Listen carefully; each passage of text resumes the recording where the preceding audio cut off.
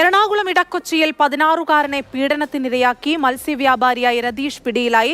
ഇന്നലെയാണ് വീട്ടിൽ ഒറ്റയ്ക്കായിരുന്ന കുട്ടിയെ പീഡനത്തിനിരയാക്കിയത്. സ്നേഹമോൾ നൈനാനാണ് വിശദാംശങ്ങളുമായി ചേരുന്നത്. സ്നേഹ, 16 വയസ്സുള്ള ഒരു കൗമാരക്കാരൻ വീട്ടിൽ ഒറ്റയ്ക്ക് ഇരിക്കുന്നത് പോലും സുരക്ഷിതമല്ലെന്ന് കാണിക്കുന്ന ഒരു സംഭവമാണ്.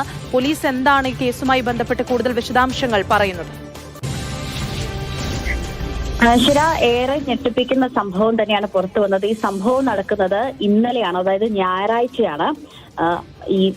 ഇയാൾ, അതായത് ഈ പിടിയിലായ എടക്കൊച്ചി സ്വദേശിയായ രതീഷ് എന്ന 57-കാരൻ വീടുകളിൽ മത്സ്യം എത്തിച്ച് വിൽപ്പന നടത്തുന്ന ആളാണ്. പതിവ് പോലെ തന്നെ ഇയാൾ ഞായറാഴ്ചയും കച്ചവടത്തിനായി ഇറങ്ങിയപ്പോഴായിരുന്നു ഈ 16-കാരൻ വീട്ടിൽ തനിച്ചായ കാര്യം അദ്ദേഹം തിരിച്ചറിയുന്നത്. കുളിക്കാനായി തയ്യാറെടുത്ത് ഈ 16-കാരൻ നിൽക്കുമ്പോൾ ഇയാൾ വീട്ടിലേക്ക് അതിക്രമിച്ച് കയറി ബലപ്രയോഗത്തിലൂടെ ഈ കൗമാരക്കാരനെ കീഴ്പ്പെടുത്തിയായിരുന്നു പ്രകൃതി വിരുദ്ധ പീഡനത്തിന് ഇരയാക്കിയത്.